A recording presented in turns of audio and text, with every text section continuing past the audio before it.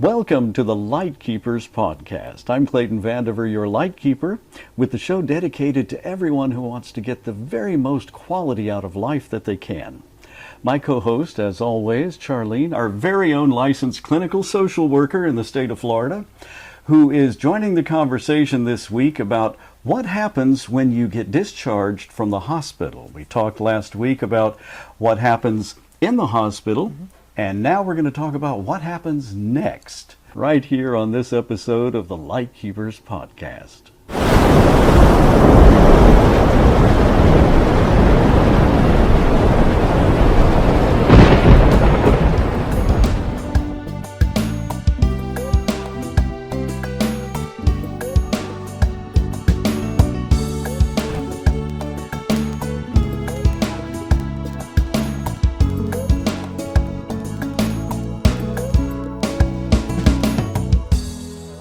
Can happen is if you have a hospital that is slammed and they're out of beds and they're needing to empty those beds, you're going to see patients who are being pushed to discharge, sometimes maybe even before they're ready. And that's something you don't really think about, but the dynamic of what the hospital needs and what the community needs from that hospital can dictate what you get as a patient in some cases. Absolutely. And what there are limitations to everything. Absolutely. And what a lot of people don't know, especially our older citizens who are on Medicare, don't know that if they feel like they're being discharged prematurely, they can appeal that discharge. They can contact Medicare and they can appeal that discharge.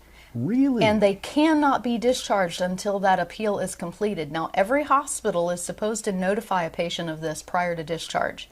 Okay. And a lot of hospitals will actually require you to sign a form acknowledging that you've been told you can appeal your discharge. Now, oftentimes after you've had medical procedures or you're not feeling well, many of those forms that the hospitals have you sign, you're signing.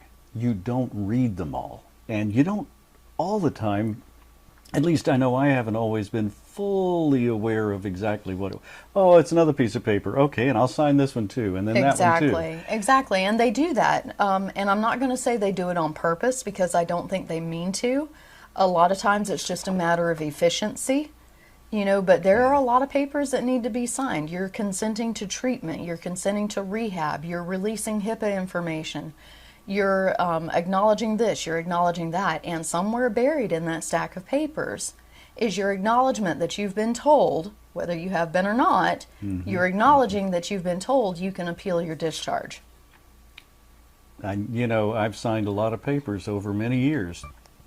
I never noticed that piece of paper before. A lot of people don't. And that's why it really, I think it's important that this is a sort of information that we love to share with our audience, both the listening audience, the viewing audience, because it's valuable information. It can change how you manage your own discharge. It gives you power. Knowledge is power, and that empowers you to be able to perhaps change the course of your treatment and care.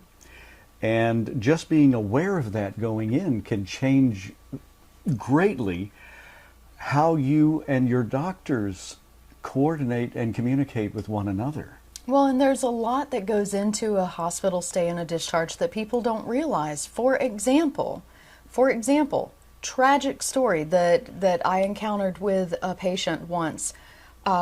He lived alone, came into the hospital, and while he was hospitalized, no one knew he had a pet at home. Okay, well, guess what? Most hospital case managers are not going to ask you if you have a pet at home. And it wasn't until the gentleman was being evicted because he had not paid his rent because he was in the hospital that it was discovered that there had been a pet locked in the apartment all that time. See, when you're in the hospital, if you don't have family, if you don't have a friend, if you don't have someone that you can partner with, your bills aren't getting paid. Whatever is in the apartment is not being taken care of. Everything that you do in your day-to-day life the things you comes do every to a single screeching halt if there's not someone there that can pick that up for you. Right. I think of so many things around the household that you just do every day and don't even think about. It's just part of your routine.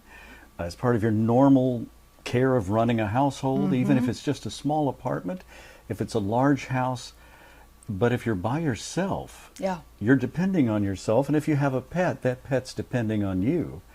And that could be, if you came in to the hospital after a tragic accident and you're not fully conscious, that pet may not be the first thing on your mind. You know, one of the things that I recommend always is having a card in your wallet that just, it can be handwritten or it can be handwritten, laminated, whatever, but something that says, hey, I have pets at home.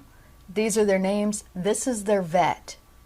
Because a lot of times, if you have a good, responsible caseworker, first of all, they're going to be going through that wallet. Sorry, it happens.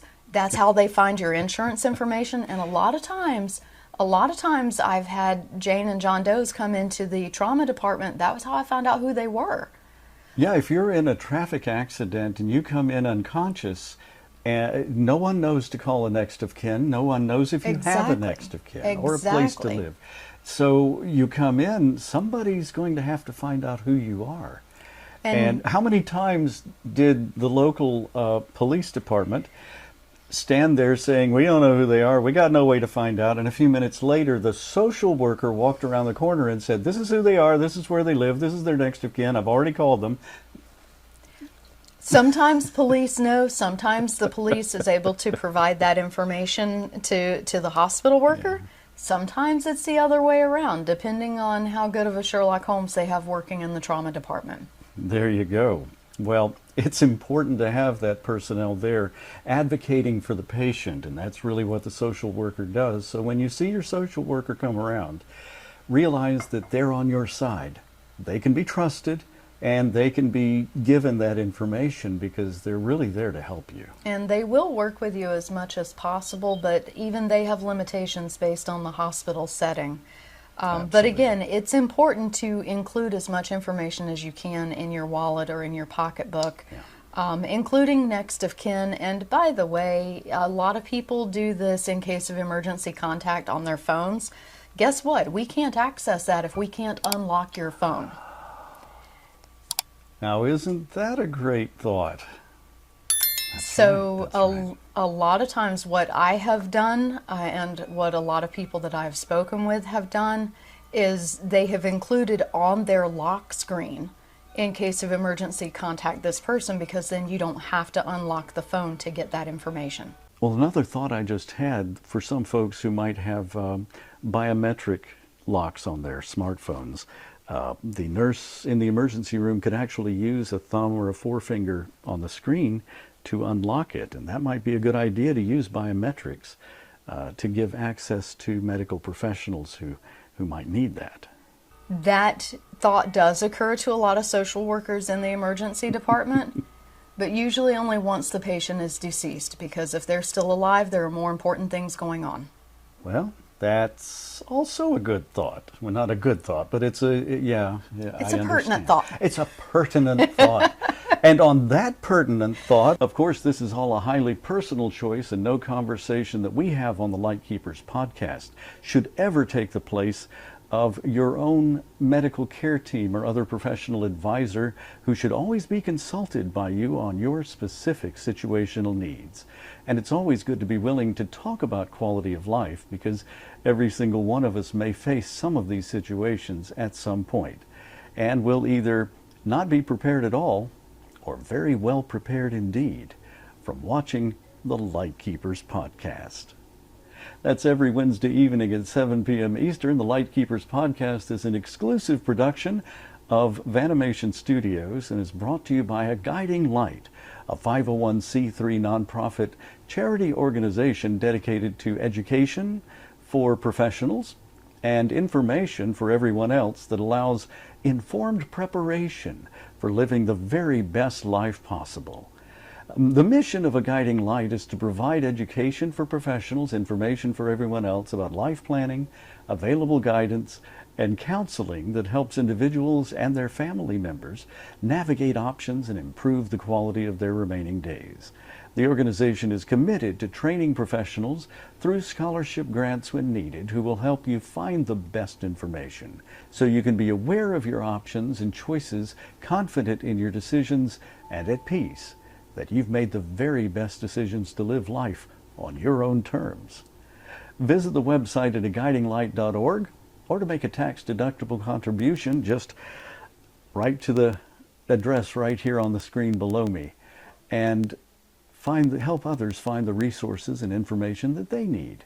We sincerely hope you'll join the conversation in the coming weeks, and your questions and comments below will add to that conversation. Speaking of that, hit the like and subscribe buttons. It's free. And hit that little bell, click the bell that tells you when our next episode is going to be airing so you don't miss a single show on the Lightkeepers Podcast. I'm Clayton Vandiver, your Lightkeeper. We'll see you here.